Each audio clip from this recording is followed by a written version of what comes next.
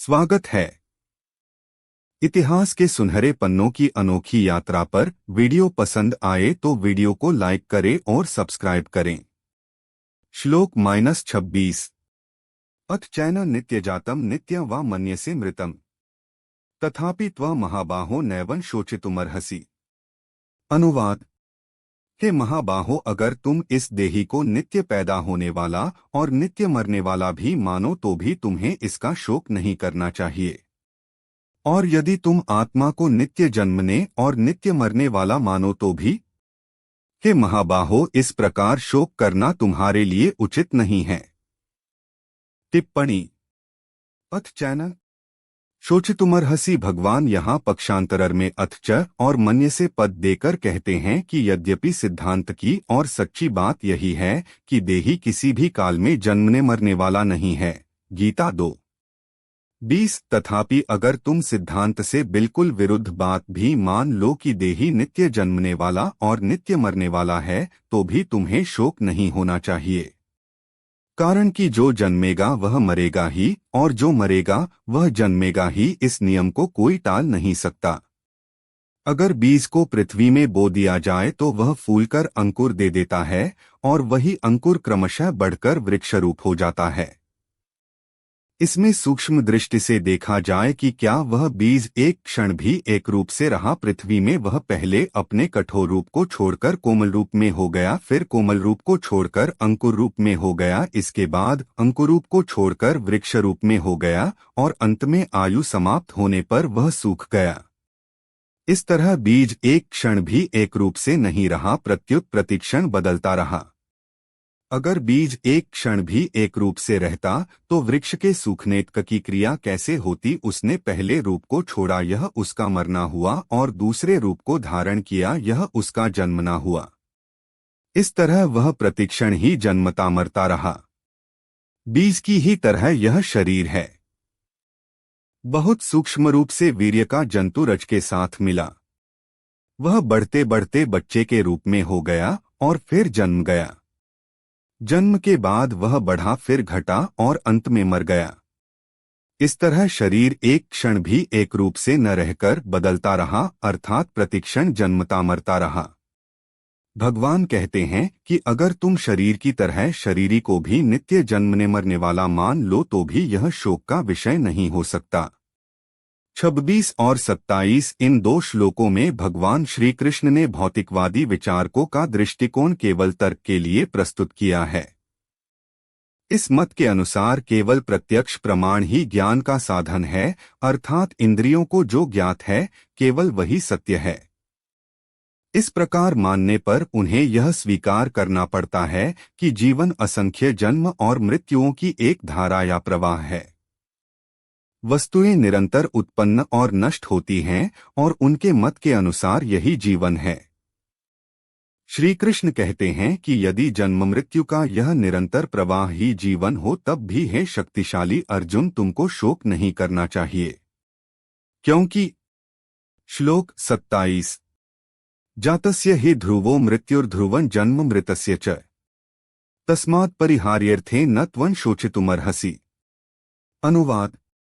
क्योंकि पैदा हुए की जरूर मृत्यु होगी और मरे हुए का जरूर जन्म होगा, इस जन्म मरण के प्रवाह का परिहार अर्थात निवारण नहीं हो सकता। अतः इस विषय में तुम्हें शोक नहीं करना चाहिए।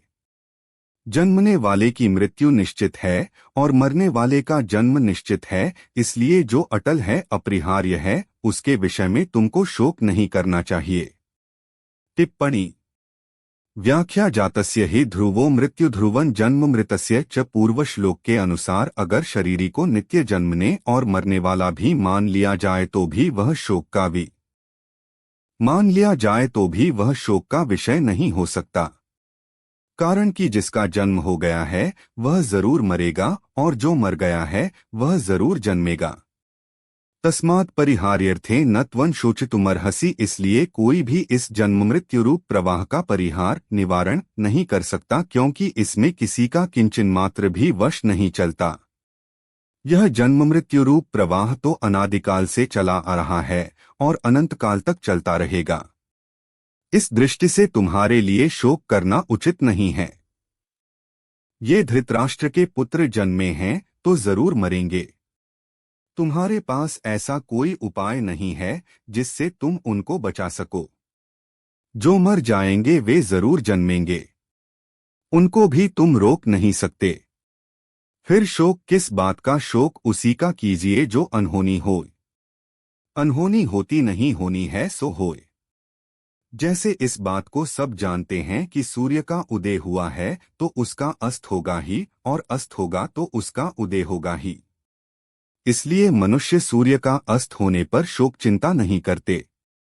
ऐसे ही है अर्जुन, अगर तुम ऐसा मानते हो कि शरीर के साथ ये भीष्म द्रोण आदि सभी मर जाएंगे तो फिर शरीर के साथ जन्म भी जाएंगे। अतः इस दृष्टि से भी शोक नहीं हो सकता। भगवान ने इन 2:26-27 श्लोकों में जो बात कही है वह भगवान का कोई वास्तविक सिद्धांत नहीं है। अथ च पद देकर भगवान ने दूसरे शरीरी को एक मानने वाले पक्ष की बात कही है कि ऐसा सिद्धांत तो है नहीं, पर अगर तू ऐसा भी मान ले तो भी शोक करना उचित नहीं है। इन 2 श्लोकों का तात्पर्य यह हुआ कि संसार की मात्र चीजें प्रतिक्षण परिवर्तनशील होने से पहले रूप को छोड़कर दूसरे रूप को धारण करती रहती हैं। इसमें पहले रूप को छोड़ना यह मरना हो गया और दूसरे रूप को धारण करना यह जन्मना हो गया। इस प्रकार जो जन्मता है उसकी मृत्यु होती है और जिसकी मृत्यु होती है वह फिर जन्मता है। यह प्रवाह तो हरदम चलता ही रहता है। इस दृष्टि से भी क्या शोक करें? संबंध पीछे के 2 श्लोकों में पक्षांतर की बात कहकर अब भगवान आगे के श्लोक में बिल्कुल साधारण दृष्टि की बात कहते हैं। भौतिकवादी नास्तिक लोगों का मत है कि बिना किसी पूर्वापर कारण के वस्तुएं उत्पन्न नहीं होती हैं। आस्तिक लोग देह से भिन्न जीव का अस्तित्व स्वीकार करते हुए कहते हैं कि एक ही जीव विकास की दृष्टि से अनेक शरीर धारण करता है, जिससे वह इस दृश्य जगत के पीछे जो परम सत्य है उनको पहचान सकें। दोनों ही प्रकार के विचारों में एक सामान्य बात यह है कि दोनों ही यह मानते हैं कि जीवन मृत्यु की एक श्रृंखला है। इस प्रकार जीवन के स्वरूप को समझ लेने पर निरंतर होने वाले जन्म और मृत्यु पर किसी विवेकी पुरुष को शोक नहीं करना चाहिए। गर्मियों के दिनों में सूर्य के प्रखर ताप में बाहर खड़े होकर यदि कोई सूर्य के ताप और चमक की शिकायत करे तो वास्तव में यह मूढ़ता का लक्षण है। इसी प्रकार यदि जीवन को प्राप्त कर उसके परिवर्तनशील स्वभाव की कोई शिकायत करता है तो यह एक अक्षम्य मूढ़ता है। उपर्युक्त कारण से शोक करना अपने अज्ञान का ही परिचायक है। श्री कृष्ण का जीवन तो आनंद और उत्साह का संदेश देता है। उनका जीवन संदेश है रुदन अज्ञान का लक्षण है और हंसना बुद्धिमत्ता का। हंसते रहो, इन 2 शब्दों में श्री कृष्ण के उपदेश को बताया जा सकता है। इसी कारण जब वे अपने मित्र को शोकाकुल देखते हैं तो उसकी शोक और मोह से रक्षा करने के लिए और इस प्रकार उसके जीवन के लक्ष्य को प्राप्त कराने के लिए वे तत्पर हो जाते हैं। अब आगे के 10 श्लोक सामान्य मनुष्य का दृष्टिकोण बताते हैं।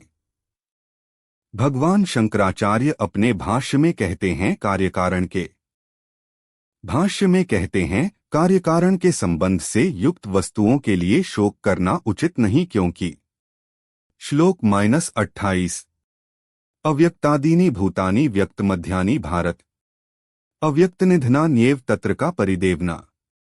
अनुवाद: हे भारत, सभी प्राणी जन्म से पहले अप्रकट थे और मरने के बाद अप्रकट हो जाएंगे, केवल बीच में प्रकट दिखते हैं। अतः इसमें शोक करने की बात ही क्या है। हे भारत, समस्त प्राणी जन्म से पूर्व और मृत्यु के बाद अव्यक्त अवस्था में रहते हैं और बीच में व्यक्त होते हैं। फिर उसमें चिंता या शोक की क्या बात है। टिप्पणी: व्याख्या: अव्यक्तादीनि भूतानि देखने, सुनने और समझने में आने वाले जितने भी प्राणी, शरीर आदि हैं, वे सबके सब जन्म से पहले अप्रकट थे, अर्थात दिखते नहीं थे। अव्यक्तनिधनान्येव, ये सभी प्राणी मरने के बाद अप्रकट हो जाएंगे, अर्थात इनका नाश होने पर ये सभी नहीं में चले जाएंगे, दिखेंगे नहीं। व्यक्तमध्यानि ये सभी प्राणी बीच में अर्थात जन्म के बाद और मृत्यु के पहले प्रकट दिखाई देते हैं। जैसे सोने से पहले भी स्वप्न नहीं था और जगने पर भी स्वप्न नहीं रहा, ऐसे ही इन प्राणियों के शरीरों का पहले भी अभाव था और पीछे भी अभाव रहेगा, परंतु बीच में भावरूप से दिखते हुए भी वास्तव में इनका प्रतिक्षण अभाव हो रहा है। तत्र का परिदेवना जो आदि और अंत में नहीं होता वह बीच में भी नहीं होता है, यह सिद्धांत है। टिप्पणी प 068। सभी प्राणियों के शरीर पहले नहीं थे और पीछे नहीं रहेंगे, आथ वास्तव में वे बीच में भी नहीं हैं, परंतु यह शरीरी पहले भी था और पीछे भी रहेगा, आथ वह बीच में भी रहेगा ही। निष्कर्ष यह निकला कि शरीरों का सदा अभाव है और शरीरी का कभी भी अभाव नहीं है, इसलिए इन दोनों के लिए शोक नहीं हो सकता। संबंध। अब भगवान शरीरी की अलौकिकता का वर्णन करते हैं। इस श्लोक से लेकर आगे के कुछ श्लोकों में संसार के सामान्य मनुष्य के दृष्टिकोण से समस्या को अर्जुन के समक्ष बड़ी सुंदरता से प्रस्तुत किया गया है। इन 10 श्लोकों में श्री कृष्ण समस्या का स्पष्टीकरण सामान्य व्यक्ति की दृष्टि एवं बुद्धि के अनुसार प्रस्तुत करते हैं। इस भौतिक जगत में कार्यकरण का नियम अबाध रूप से कार्य करते हुए अनुभव में आता है। कार्य की उत्पत्ति कारण से होती है। सामान्यत कार्य व्यक्त रूप में दिखाई देता है और कारण अव्यक्त रहता है।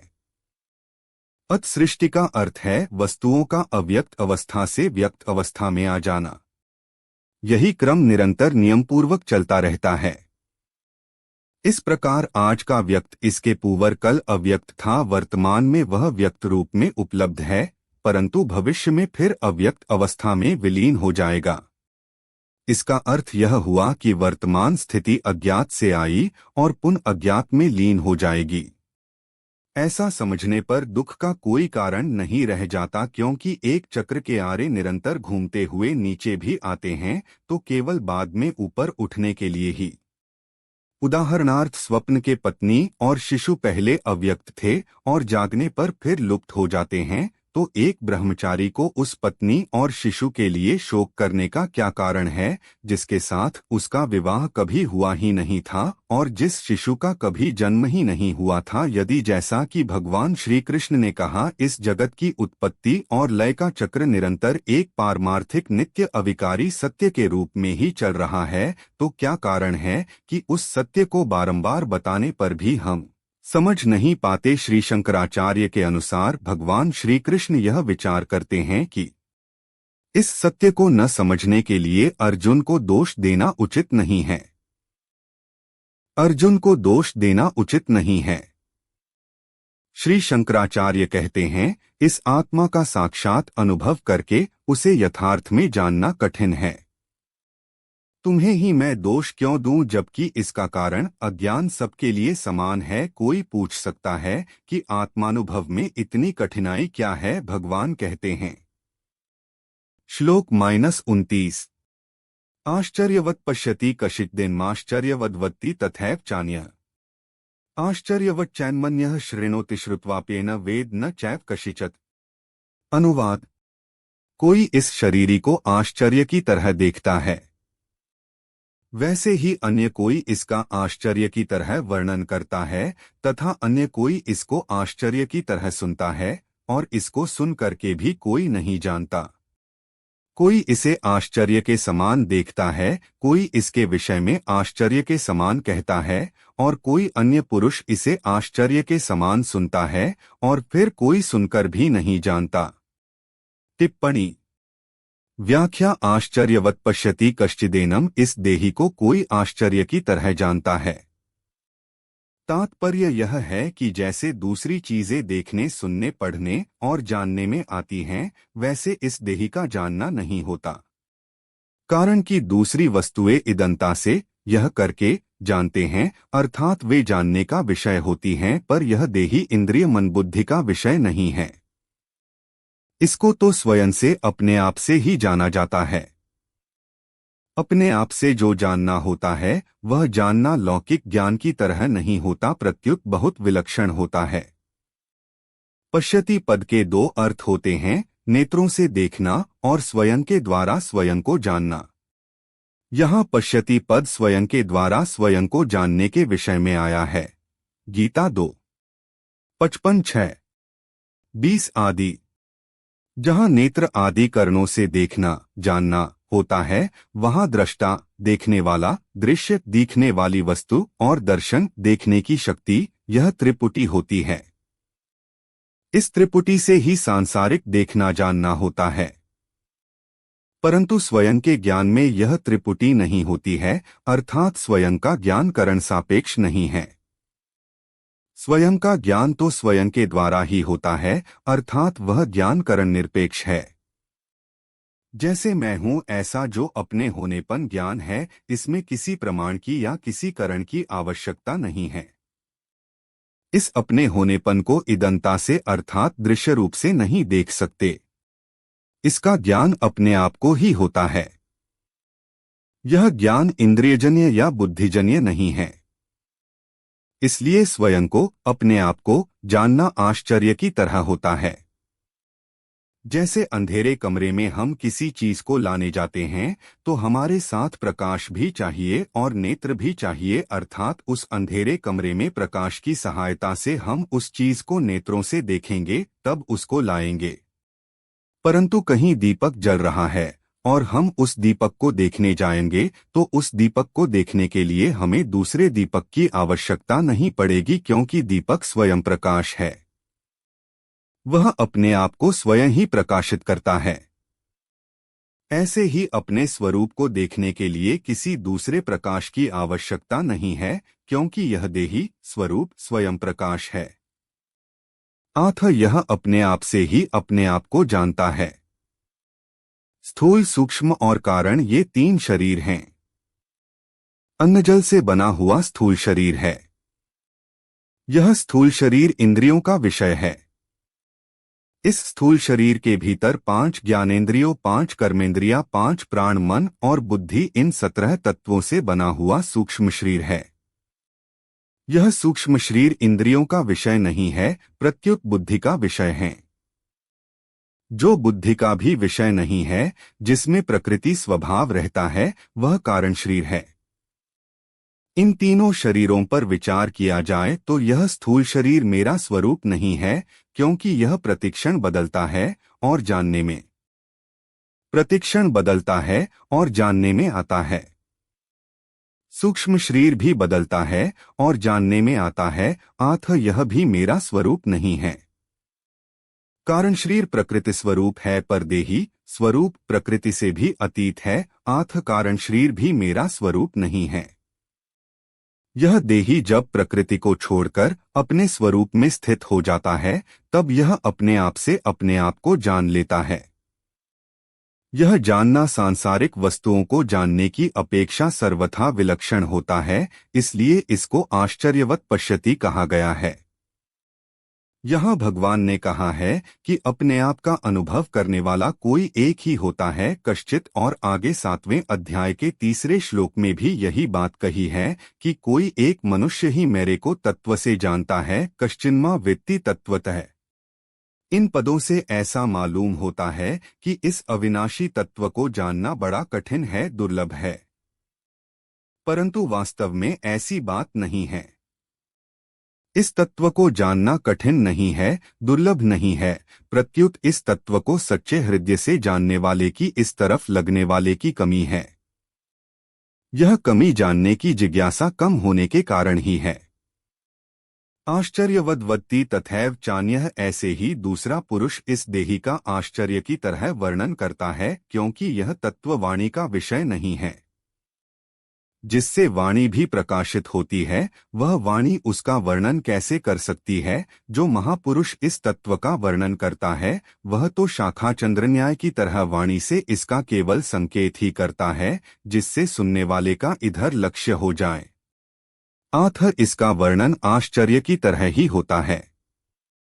यहाँ जो अन्यः पद आया है उसका तात्पर्य यह नहीं है कि जो जानने वाला है उससे यह कहने वाला अन्य है, क्योंकि जो स्वयं जानेगा ही नहीं वह वर्णन क्या करेगा। अतः इस पद का तात्पर्य यह है कि जितने जानने वाले हैं उनमें वर्णन करने वाला कोई एक ही होता है, कारण कि सबके सब अनुभवी तत्वज्ञ महापुरुष उस तत्व का विवेचन करके सुनने वाले को उस तत्व तक नहीं पहुंचा सकते। उसकी शंकाओं का तर्कों का पूरी तरह समाधान करने की क्षमता नहीं रखते। अतः वर्णन करने वाले की विलक्षण क्षमता का द्योतन करने के लिए ही यह अन्यः पद दिया गया है। आश्चर्यवच्चैन्मन्यः श्रृणोति, दूसरा कोई इस देही को आश्चर्य की तरह सुनता है। तात्पर्य है कि सुनने वाला शास्त्रों की लोकांतरों की जितनी बातें सुनता आया है उन सब बातों से इस देही की बात विलक्षण मालूम देती है, कारण कि दूसरा जो कुछ सुना है वह सब का सब इंद्रिया मन बुद्धि आदि का विषय है, परंतु यह देही इंद्रियों आदि का विषय नहीं है, प्रत्युत यह इंद्रियों आदि के विषय को प्रकाशित करता है। अतः इस देही की विलक्षण बात वह आश्चर्य की तरह सुनता है। यहाँ अन्यः पद देने का तात्पर्य है कि जानने वाला और कहने वाला इन दोनों से सुनने वाला तत्व का जिज्ञासु अलग है। श्रुत्वाप्येन वेद न चैव कश्चित, इसको सुन करके भी कोई नहीं जानता। इसका तात्पर्य यह नहीं है कि उसने सुन लिया तो अब वह जानेगा ही नहीं। इसका तात्पर्य यह है कि केवल सुन करके, सुनने मात्र से इसको कोई भी नहीं जान सकता। सुनने के बाद जब वह स्वयं उसमें स्थित होगा तब वह अपने आप से ही अपने आप को जानेगा। टिप्पणी पर 069। यहाँ कोई कहे कि शास्त्रों और गुरुजनों से सुनकर ज्ञान तो होता ही है, फिर यहाँ सुन करके भी कोई नहीं जानता, ऐसा कैसे कहा गया है? इस विषय पर थोड़ी गंभीरता से विचार करके देखें कि शास्त्रों पर श्रद्धा स्वयं शास्त्र नहीं कराते और गुरुजनों पर श्रद्धा स्वयं गुरुजन नहीं कराते, किंतु साधक स्वयं ही शास्त्र और गुरु पर श्रद्धा विश्वास करता है, स्वयं ही उनके सम्मुख होता है। अगर स्वयं के सम्मुख हुए बिना ही ज्ञान हो जाता तो आज तक भगवान के बहुत अवतार हुए हैं, बड़े बड़े जीवन मुक्त महापुरुष हुए हैं, उनके सामने कोई अज्ञानी रहना ही नहीं चाहिए था। अर्थात सबको तत्वज्ञान हो जाना चाहिए था, पर ऐसा देखने में नहीं आता। श्रद्धा विश्वास पूर्वक सुनने से स्वरूप में स्थित होने में सहायता तो जरूर मिलती है, पर स्वरूप में स्थित स्वयं ही होता है। अतः उपर्युक्त पदों का तात्पर्य तत्वज्ञान को असंभव बताने में नहीं, प्रत्युत उसे करण निरपेक्ष बताने में है। मनुष्य किसी भी रीति से तत्व को जानने का प्रयत्न क्यों न करे, पर अंत में अपने आप से ही अपने आप को जानेगा। श्रवण मनन आदि साधन तत्व के ज्ञान में परंपरागत साधन माने जा सकते हैं, पर वास्तविक बोध करण निरपेक्ष अपने आप से ही होता है। अपने आप से अपने आप को जानना क्या होता है? एक होता है करना, एक होता है देखना और एक होता है जानना। करने में कर्मेंद्रियों की, देखने में ज्ञानेंद्रियों की और जानने में स्वयं की मुख्यता होती है। ज्ञानेंद्रियों के द्वारा जानना नहीं होता, प्रत्युत देखना होता है, जो कि व्यवहार में उपयोगी है। स्वयं के द्वारा जो जानना होता है वह दो तरह का होता है, एक तो शरीर संसार के साथ मेरी सदा भिन्नता है और दूसरा परमात्मा के साथ मेरी सदा अभिन्नता है। दूसरे शब्दों में परिवर्तनशील नाशवान पदार्थों के साथ मेरा किंचन मात्र भी संबंध नहीं है और अपरिवर्तनशील अविनाशी परमात्मा के साथ मेरा नित्य संबंध है। ऐसा जानने के बाद फिर स्वतः अनुभव होता है। उस अनुभव का वाणी से वर्णन नहीं हो सकता। वहां तो बुद्धि भी चुप हो जाती है। संबंध अब तक देह और देही का जो प्रकरण चल रहा था उसका आगे के श्लोक में उपसंहार करते हैं। परमार्थ तत्व का वर्णन करते हुए कहा जाता है कि वह अनंत सर्वज्ञ और आनंद स्वरूप है, जबकि हमारा अपने ही विषय में अनुभव यह है कि हम परिच्छिन्न अज्ञानी और दुखी हैं। इस प्रकार जो हमारा वास्तविक आत्मस्वरूप है उससे सर्वथा भिन्न हमारा प्रत्यक्ष अनुभव है। पारमार्थिक स्वरूप और प्रत्यक्ष अनुभव, इन दोनों का अंतर शीत और उष्ण, प्रकाश और अंधकार के अंतर के समान प्रतीत हो रहा है। क्या कारण है कि हम अपने शुद्ध आत्मस्वरूप का साक्षात अनुभव नहीं कर पाते हैं? अज्ञान अवस्था में जब हम सत्य को जानना चाहते हैं, तब हमारी यह धारणा होती है कि वह सत्य एक ऐसा लक्ष्य है जो कहीं दूर स्थान में स्थित है, जिसकी प्राप्ति किसी काल विशेष में ही होगी। परंतु यदि हम भगवान के उपदेश पर विश्वास करें, तो यह ज्ञात होगा कि हम उस सत्य से कभी भी दूर नहीं हैं, क्योंकि वह तो हमारा स्वरूप ही है। एक मर्त्य जीव अमरत्व से उतना ही दूर है जितना कि स्वप्नद्रष्टा जागृत पुरुष से। जो मनुष्य अपने आत्मस्वरूप के वैभव के प्रति जागरूक है, वही ईश्वर है, और स्वस्वरूप के वैभव से विस्मृत ईश्वर ही मोहित जीव है। प्रथम तो इस जीव को शरीर, मन और बुद्धि के परे स्थित आत्मा के अस्तित्व के विचार को ही समझना कठिन होता है, और जब वह आत्मविकास की साधना का अभ्यास करके अपने आनंद स्वरूप को पहचानता है, तब वह उस इंद्रियातीत अनंत आनंद स्वरूप का अनुभव कर आश्चर्यचकित रह जाता है। आश्चर्य की भावना जब मन में उठती है, तब उसमें यह सामर्थ्य होती है कि क्षण भर के लिए आश्चर्यचकित व्यक्ति को और कुछ सूझता ही नहीं, और वह उस क्षण उस भावना के साथ तदाकार हो जाता है। प्रयोग के तौर पर आप किसी व्यक्ति को अचानक आश्चर्यचकित कर दें और फिर उसके मुख के भावों को देखें। मुंह खुला हुआ, कुछ न देखती हुई, बाहर निकली हुई आंखें, प्रत्येक शिरा तनाव से खिंची हुई, वह व्यक्ति पुतले के शिरा तनाव से खिंची हुई वह व्यक्ति पुतले के समान क्षण भर के लिए अपने ही स्थान पर किंकर्तव्य विमूढ़ खड़ा रह जाता है। इसी प्रकार आत्मानुभव का भी वह आनंद है जब आत्मा ही आत्मा के साथ आत्मा में ही रमण कर रही होती है। और इसीलिए महान ऋषियों ने इस अनुभव को आश्चर्य शब्द से सूचित किया, जब अहंकार जीव समाप्त होकर शुद्ध अनंत स्वरूप मात्र रह जाता है। अज्ञानी पुरुष समझता है कि मैं शरीर हूँ जिसमें आत्मा का वास है, परंतु ज्ञानी पुरुष जानता है कि मैं आत्मा हूँ जिसने शरीर धारण किया है। जो साधक समय प्रकार से इस उपदेश का श्रवण करते हैं, उनको आगे उसी पर मनन करने को उत्साहित किया जाता है, और तत्पश्चात जब तक यथार्थ में आत्म साक्षात्कार नहीं हो जाता, तब तक उसके लिए ध्यान करने का उपदेश किया गया है। इस श्लोक से अज्ञानी पुरुष को भी श्रवण, मनन और निदिध्यासन के द्वारा इस विल्ले प्रकार के श्रेष्ठ ज्ञान को प्राप्त करने की प्रेरणा मिल सकती है। आत्मतत्व को विषय के रूप में नहीं जाना जा सकता, इसीलिए यहाँ कहा गया है कि इसको सुनकर कोई भी व्यक्ति इसे नहीं जानता। अगले श्लोक में इस प्रकरण का उपसंहार करते हुए भगवान कहते हैं। श्लोक 30। देहि नित्यं वध्योऽयं देहे सर्वस्य भारत, तस्मात् सर्वाणि भूतानि न त्वं शोचितुमर्हसि। अनुवाद। हे भरतवंशोद्भव अर्जुन, सबके देह में यह देही नित्य ही अवध्य है, इसलिए संपूर्ण प्राणियों के लिए अर्थात किसी भी प्राणी के लिए तुम्हें शोक नहीं करना चाहिए। हे भारत, यह देही आत्मा सबके शरीर में सदा ही अवध्य है, इसलिए समस्त प्राणियों के लिए तुम्हें शोक करना उचित नहीं। टिप्पणी। व्याख्या। देही नित्यं वध्योऽयं देहे सर्वस्य भारत, मनुष्य, देवता, पशु, पक्षी, कीट, पतंग आदि स्थावर जंगम संपूर्ण प्राणियों के शरीरों में यह देही नित्य अवध्य अर्थात अविनाशी है। अवध्य शब्द के दो अर्थ होते हैं, एक, इसका वध नहीं करना चाहिए, और दो, इसका वध हो ही नहीं सकता।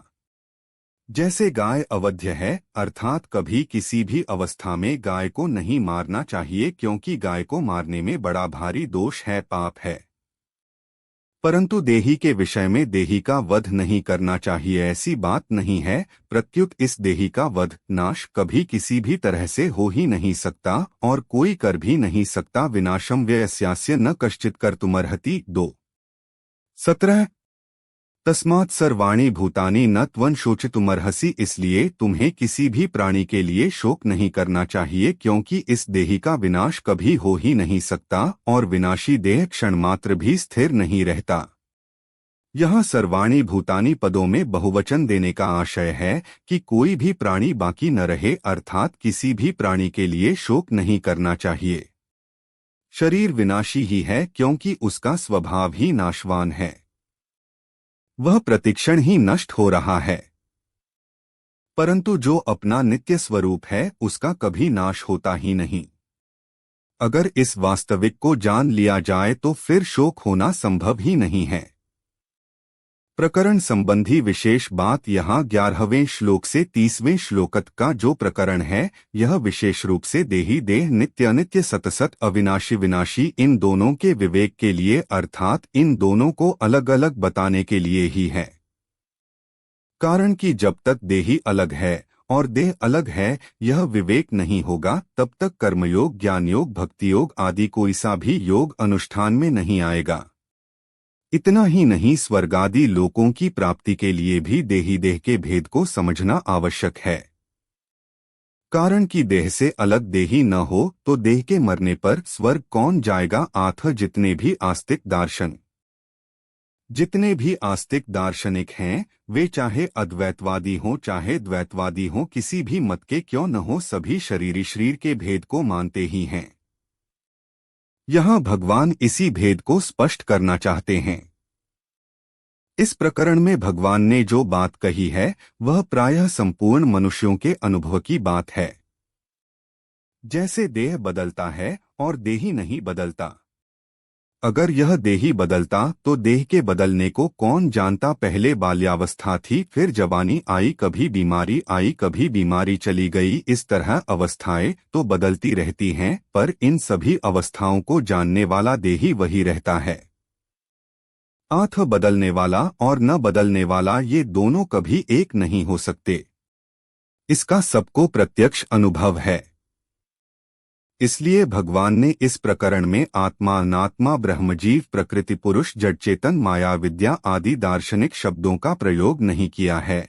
टिप्पणी पर 071.1। कारण कि लोगों ने दार्शनिक बातें केवल सीखने के लिए मान रखी हैं, उन बातों को केवल पढ़ाई का विषय मान रखा है। इसको दृष्टि में रखकर भगवान ने इस प्रकरण में दार्शनिक शब्दों का प्रयोग न करके देहदेही, शरीर शरीरी, असत्सत, विनाशी अविनाशी शब्दों का ही प्रयोग किया है। जो इन दोनों के भेद को ठीक ठीक जान लेता है उसको कभी किंचन मात्र भी शोक नहीं हो सकता। जो केवल दार्शनिक बातें सीख लेते हैं उनका शोक दूर नहीं होता। एक छहों दर्शनों की पढ़ाई करना होता है और एक अनुभव करना होता है। ये दोनों बातें अलग अलग हैं और इनमें बड़ा भारी अंतर है। पढ़ाई में ब्रह्मा, ईश्वर, जीव, प्रकृति और संसार ये सभी ज्ञान के विषय होते हैं, अर्थात पढ़ाई करने वाला तो ज्ञाता होता है और ब्रह्मा, ईश्वर आदि इंद्रियों और अंतःकरण के विषय होते हैं। पढ़ाई करने वाला तो जानकारी बढ़ाना चाहता है, विद्या का संग्रह करना चाहता है, पर जो साधक, मुमुक्षु, जिज्ञासु और भक्त होता है वह अनुभव करना चाहता है, अर्थात प्रकृति और संसार से संबंध विच्छेद करके और अपने आप को जानकर ब्रह्म के साथ अभिन्नता का अनुभव करना चाहता है, ईश्वर के शरण होना चाहता है। संबंध अर्जुन के मन में कुटुंबियों के मरने का शोक था और गुरुजनों को मारने के पाप का भय था, अर्थात यहाँ कुटुंबियों का वियोग हो जाएगा तो उनके अभाव में दुख पाना पड़ेगा, यह शोक था, और परलोक में पाप के कारण नरक आदि का दुख भोगना पड़ेगा, यह भय था। आठ भगवान ने अर्जुन का शोक दूर करने के लिए 11वें से 30वें श्लोक का प्रकरण कहा और अब अर्जुन का भय दूर करने के लिए क्षात्रधर्म विषयक आगे का प्रकरण आरंभ करते हैं। सबके शरीर में स्थित सूक्ष्म आत्मतत्व अवध्य है, अर्थात इसका वध नहीं किया जा सकता, केवल देह का ही नाश होता है।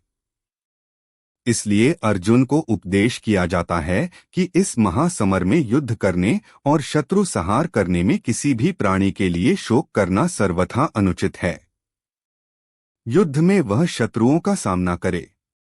यह उपदेश देने के पूर्व भगवान श्री कृष्ण ने अत्यंत युक्तियुक्त शैली में आत्मा की अनश्वरता और शरीरों के नश्वर स्वभाव को सिद्ध किया है।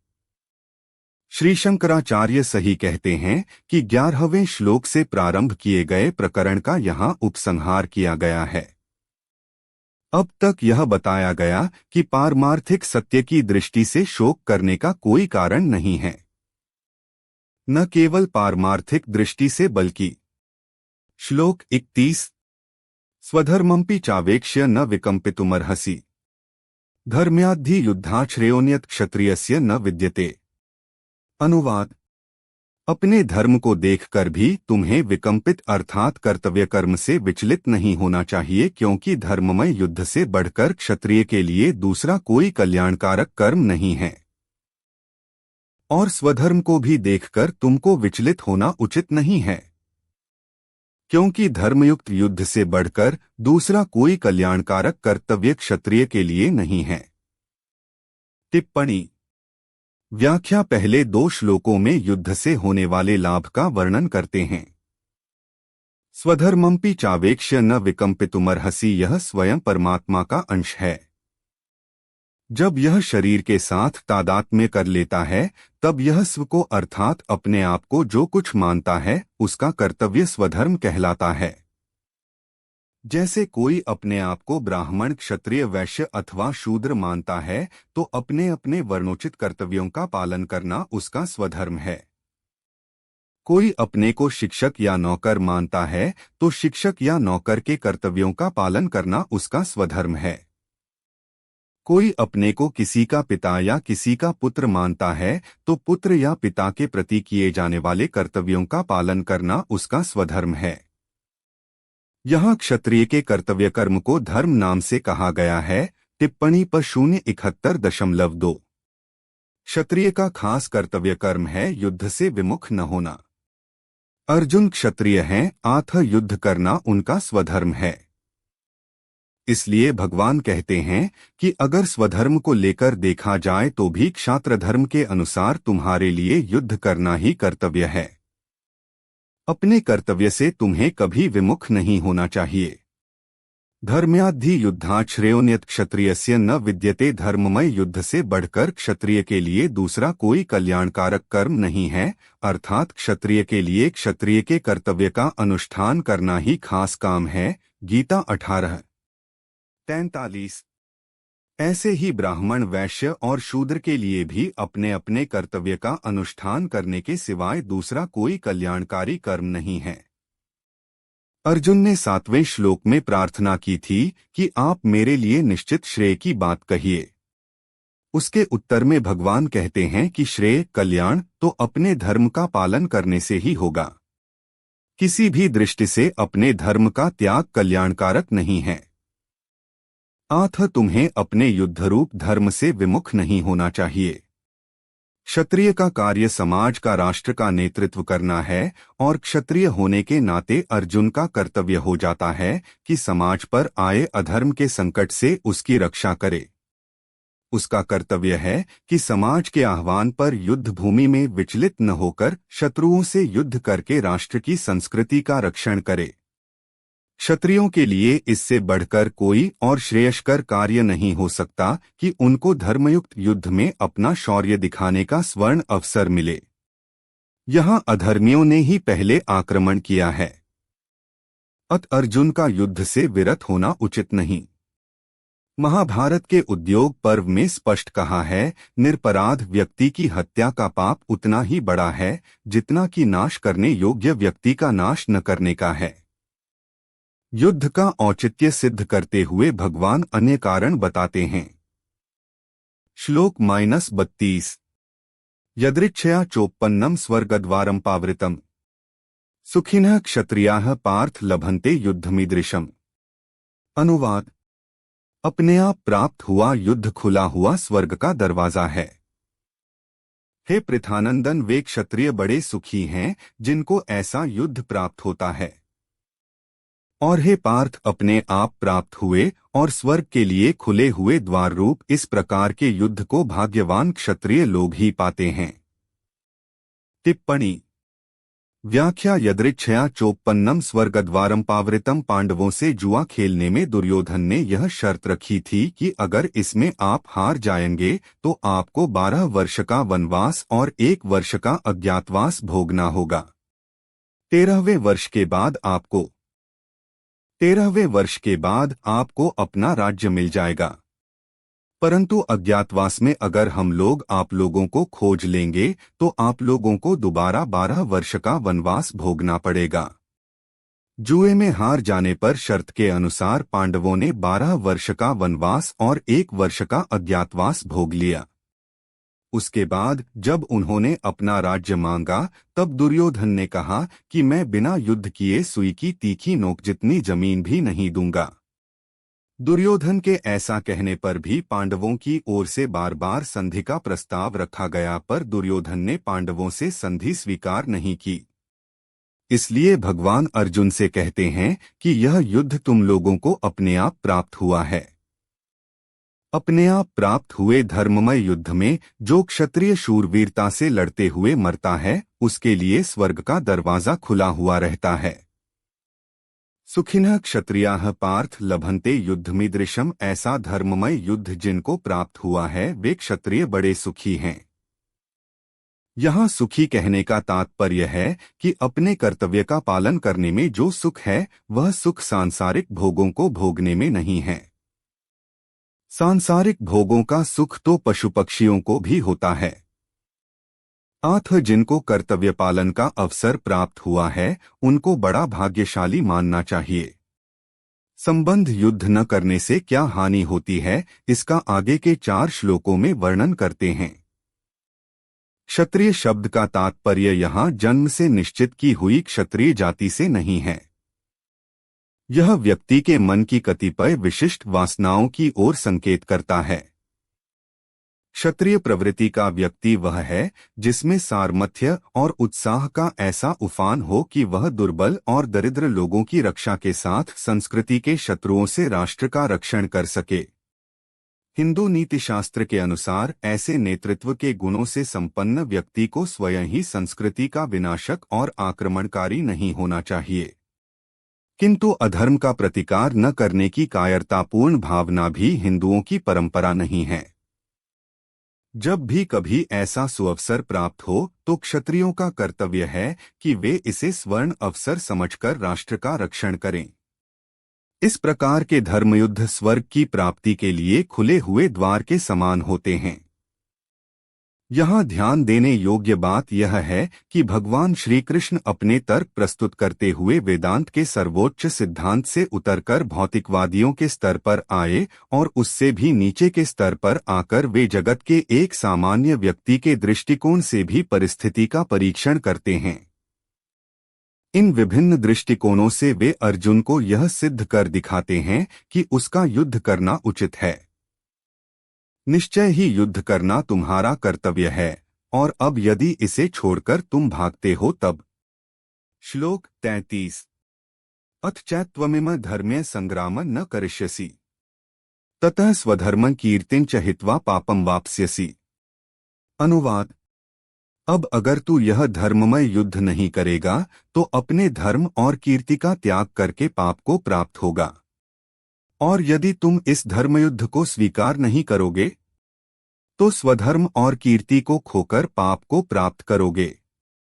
टिप्पणी व्याख्या अथ चेत्वमिम पापम वाप्स्यसि। यहाँ अथ अव्यय पक्षांतर में आया है और चेत अव्यय संभावना के अर्थ में आया है।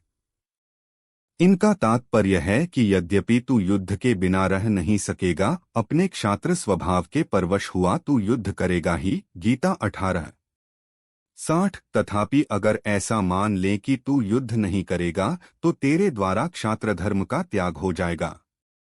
क्षात्र धर्म का त्याग होने से तुझे पाप लगेगा और तेरी कीर्ति का भी नाश होगा। आपसे आप नाश होगा। आपसे आप प्राप्त हुए धर्मरूप कर्तव्य का त्याग करके तू क्या करेगा? अपने धर्म का त्याग करने से तुझे परधर्म स्वीकार करना पड़ेगा जिससे तुझे पाप लगेगा। युद्ध का त्याग करने से दूसरे लोग ऐसा मानेंगे कि अर्जुन जैसा शूरवीर भी मरने से भयभीत हो गया, इससे तेरी कीर्ति का नाश होगा। यदि तुम इस युद्ध से विरत हो जाओगे तो न केवल स्वधर्म और कीर्ति को ही खो दोगे वरन निश्चय रूप से पाप के भागीदार भी बनोगे। अधर्मियों का प्रतिकार न करना निरपराध व्यक्ति की हत्या करने के समान ही घोर पाप है। धर्म शब्द का विवेचन पहले किया जा चुका है। प्रत्येक प्राणी पूर्वार्जित वासनाओं के साथ किसी देह विशेष में विशेष प्रयोजनार्थ इस जगत में जन्म लेता है। वह विशेष प्रयोजन इन वासनाओं का क्षय करके स्वस्वरूप को पहचानना है।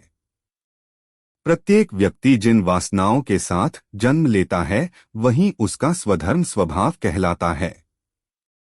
अर्जुन का स्वधर्म क्षत्रिय का है, जिसका विशेष गुण आदर और यशपूर्ण शौर्य है। वासना क्षय के लिए जीवन में प्राप्त इन अवसरों को खो देना विकास के मार्ग में बाधा उत्पन्न करना है। यदि इनका क्षय न हुआ तो मनुष्य के मन पर वासनाओं का दबाव बढ़ता जाता है, क्योंकि पूर्वार्जित वासनाओं के साथ नए नए संस्कार भी एकत्र होते जाते हैं। प्राप्त क्षण में भले ही अर्जुन युद्ध भूमि से भाग जाए, परंतु बाद में इस अवसर को खो देने का पश्चाताप ही उसको होगा, क्योंकि इस प्रकार का पलायन उसके उस क्षत्रिय स्वभाव के सर्वदा विपरीत है जिसे युद्ध में ही चिर शांति प्राप्त हो सकती है। जिस बालक में कला के प्रति स्वाभाविक रुचि और प्रवृत्ति है वह कभी सफल व्यापारी नहीं बन सकता। पुत्र प्रेम के कारण यदि माता पिता अपनी इच्छाओं का अपने पुत्र पर थोप देते हैं तो यह देखा जाता है कि ऐसे बालक का व्यक्तित्व बिखरा हुआ रहता है। इस तरह के उदाहरण विश्व में प्रत्येक क्षेत्र में पाए जाते हैं और विशेषकर आध्यात्मिक क्षेत्र में। बहुत से व्यक्ति थोड़े से दुख और कष्ट के आघात से क्षणिक वैराग्य के कारण ईश्वर की खोज में गृह त्याग कर जंगलों में चले जाते हैं, किंतु वहां जीवन भर वे अशांति और दुख ही पाते हैं। मन में विषयोपयोग की वासनाएं होती है जो पारिवारिक जीवन में पूर्ण की जा सकती हैं, परंतु गृह त्याग कर हिमालय की कंदराओं में बैठने से न तो वे इन वासनाओं को ही पूर्ण कर पाते हैं और न ईश्वर का ध्यान उनके लिए संभव होता है। स्वाभाविक है कि उनके मन में विक्षेप बढ़ते जाते हैं जिन्हें पाप कहते हैं। हिंदू धर्म के अनुसार अपने आत्मस्वरूप को भूलकर मनुष्य जो गलतियां करता है उन्हें पाप कहते हैं। विषयोपभोग के लिए मनुष्य के द्वारा सुख प्राप्ति के प्रयत्नों के कारण मन में विक्षेप उत्पन्न होना स्वाभाविक है और यही पाप है, क्योंकि इसमें आनंद स्वरूप आत्मा का विस्मरण है।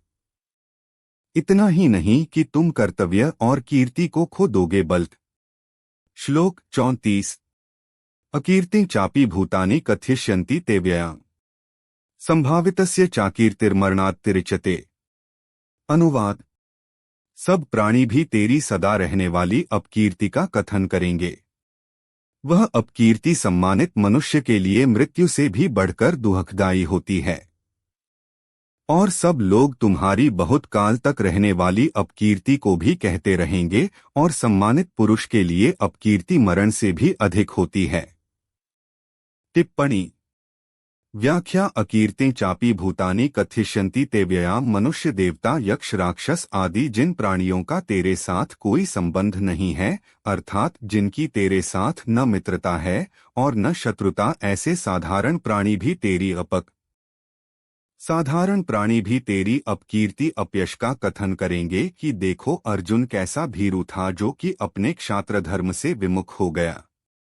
वह कितना शूरवीर था, पर युद्ध के मौके पर उसकी कायरता प्रकट हो गई जिसका कि दूसरों को पता ही नहीं था आदि आदि। ते कहने का भाव है कि स्वर्ग मृत्यु और पाताल लोक में भी जिसकी धाक जमी हुई है ऐसे तेरी अपकीर्ति होगी। अव्ययाम कहने का तात्पर्य है कि जो आदमी श्रेष्ठता को लेकर जितना अधिक प्रसिद्ध होता है उसकी कीर्ति और अपकीर्ति भी उतनी ही अधिक स्थायी रहने वाली होती है। संभावितस्य चाकीर्तिर्मरणात्तिरिच्यते। इस श्लोक के पूर्वार्ध में भगवान ने साधारण प्राणियों द्वारा अर्जुन की निंदा किए जाने की बात बताई। अब श्लोक के उत्तरार्ध में सबके लिए लागू होने वाली सामान्य बात बताते हैं। संसार की दृष्टि में जो श्रेष्ठ माना जाता है, जिसको लोग बड़ी ऊंची दृष्टि से देखते हैं, ऐसे मनुष्य की जब अपकीर्ति होती है तब वह अपकीर्ति उसके लिए मरण से भी अधिक भयंकर दुखदायी होती है। कारण कि मरने में तो आयु समाप्त हुई है, उसने कोई अपराध तो किया नहीं है, परंतु अपकीर्ति होने में तो वह खुद धर्म मर्यादा से कर्तव्य से च्युत हुआ है। तात्पर्य है कि लोगों में श्रेष्ठ माना जाने वाला मनुष्य अगर अपने कर्तव्य से च्युत होता है तो उसका बड़ा भयंकर अपयश होता है। एक प्रसिद्ध सम्मानित वीर के लिए अपकीर्ति मरण से भी अधिक होती है। श्री कृष्ण अर्जुन को दुविधा त्याग कर युद्ध में प्रवृत्त करने के लिए एक और तर्क प्रस्तुत करते हैं। अर्जुन का पक्ष धर्म और न्याय का होने पर भी उसका युद्ध से पलायन कायरता का लक्षण है। भगवान के शब्दों में अर्जुन के प्रति सहानुभूति अंतर्निहित है, क्योंकि वे जानते हैं कि भावावेग में शूरवीर अर्जुन भी मन से दुर्बल होकर हतोत्साहित हो सकता है। आगे श्लोक -35 भयाद्रणादुपर्तम मन्स्यन्ते त्वां महार्था है येषा च त्वं बहुमतो भूत्वा यास्यसि लाघवम्। अनुवाद: महार्थी लोग तुझे भय के कारण युद्ध से उपर्त हुआ मानेंगे। जिनकी धारणा में तू बहुमान्य हो चुका है, उनकी दृष्टि में तू लघुता को प्राप्त हो जाएगा, और जिनके लिए तुम बहुत माननीय हो उनके लिए अब तुम तुच्छता को प्राप्त होोगे। वे महारथी लोग तुम्हें भय के कारण युद्ध से निवृत्त हुआ मानेंगे। टिप्पणी: व्याख्या: भयाद्रणादुपर्तम मन्स्यन्ते त्वां महार्थाः। तू ऐसा समझता है कि मैं तो केवल अपना कल्याण करने के लिए युद्ध से उपर्त हुआ हूँ, परंतु अगर ऐसी ही बात होती और युद्ध को तू पाप समझता तो पहले ही एकांत में रहकर भजन स्मरण करता और तेरी युद्ध के लिए प्रवृत्ति भी नहीं होती, परंतु तू एकांत में न रहकर युद्ध में प्रवृत्त हुआ है। अब अगर तू युद्ध से निवृत्त होगा तो बड़े बड़े महारथी लोग ऐसा ही मानेंगे कि युद्ध में मारे जाने के भय से ही अर्जुन युद्ध से निवृत्त हुआ है।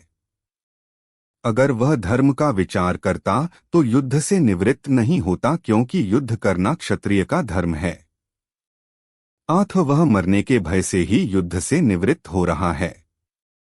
येषा च त्वं बहुमतो भूत्वा यास्यसि लाघवम्। भीष्म, द्रोणाचार्य, कृपाचार्य, शल्य आदि जो बड़े बड़े महारथी हैं, उनकी दृष्टि में तू बहुमान्य हो चुका है, अर्थात उनके मन में यह एक विश्वास है कि युद्ध करने में नामी शूरवीर तो अर्जुन ही है।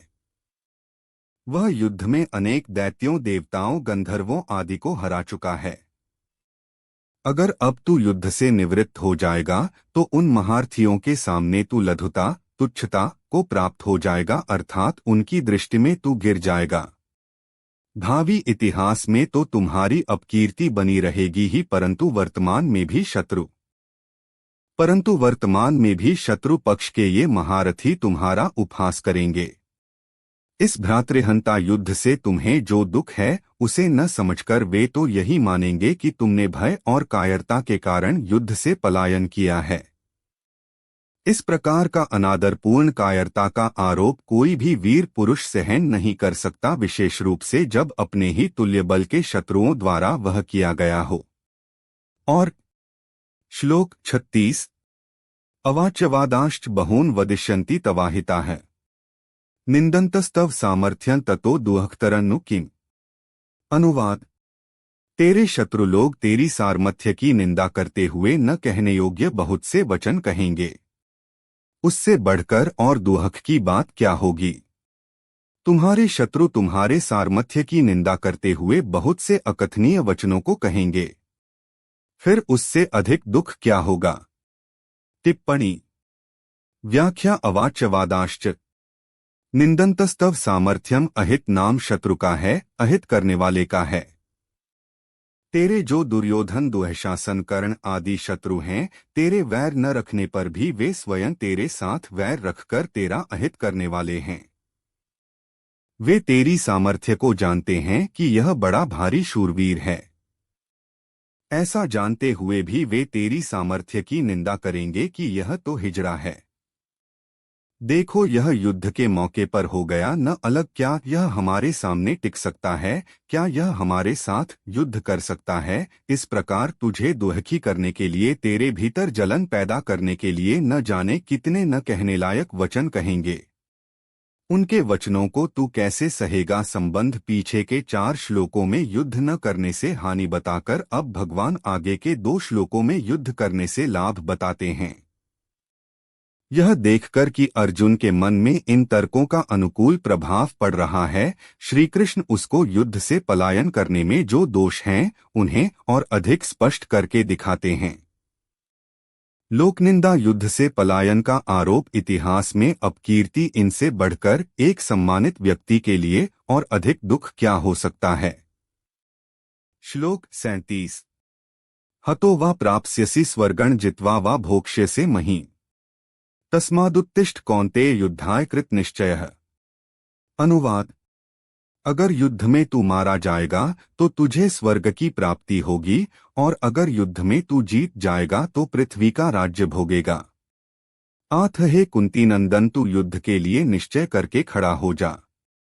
युद्ध में मरकर तुम स्वर्ग प्राप्त करोगे या जीतकर पृथ्वी को भोगोगे, इसलिए हे कौन्तेय युद्ध का निश्चय कर तुम खड़े हो जाओ। टिप्पणी। व्याख्या। हतो वा प्राप्स्यसि स्वर्गं जित्वा वा भोक्ष्यसे महीम्। इसी अध्याय के 6ठे श्लोक में अर्जुन ने कहा था कि हम लोगों को इसका भी पता नहीं है कि युद्ध में हम उनको जीतेंगे यह वे हमको जीतेंगे। अर्जुन के इस संदेह को लेकर भगवान यहाँ स्पष्ट कहते हैं कि अगर युद्ध में तुम कर्ण आदि के द्वारा मारे भी जाओगे तो स्वर्ग को चले जाओगे, और अगर युद्ध में तुम्हारी जीत हो जाएगी तो यहाँ पृथ्वी का राज्य भोगोगे। इस तरह तुम्हारे तो दोनों ही हाथों में लड्डू हैं। तात्पर्य है कि युद्ध करने से तो तुम्हारा दोनों तरफ से लाभ ही लाभ है, और युद्ध न करने से दोनों तरफ से हानि ही हानि है। अतः तुम्हें युद्ध में प्रवृत्त हो जाना चाहिए। स्मादुत्तिष्ठ कौन्तेय युद्धाय कृत निश्चयः। यहाँ कौन्तेय संबोधन देने का तात्पर्य है कि जब मैं संधि का प्रस्ताव लेकर कौरवों के पास गया था तब माता कुंती ने तुम्हारे लिए यही संदेश भेजा था कि तुम युद्ध करो। अतः तुम्हें युद्ध से निवृत्त नहीं होना चाहिए, प्रत्युत युद्ध का निश्चय करके खड़े हो जाना चाहिए। अर्जुन का युद्ध न करने का निश्चय।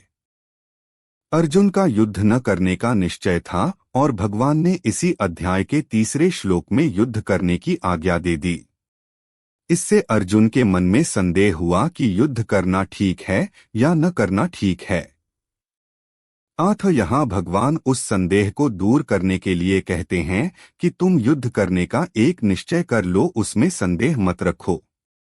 यहाँ भगवान का तात्पर्य ऐसा मालूम देता है कि मनुष्य को किसी भी हालत में प्राप्त कर्तव्य का त्याग नहीं करना चाहिए, प्रत्युत उत्साह और तत्परतापूर्वक अपने कर्तव्य का पालन करना चाहिए।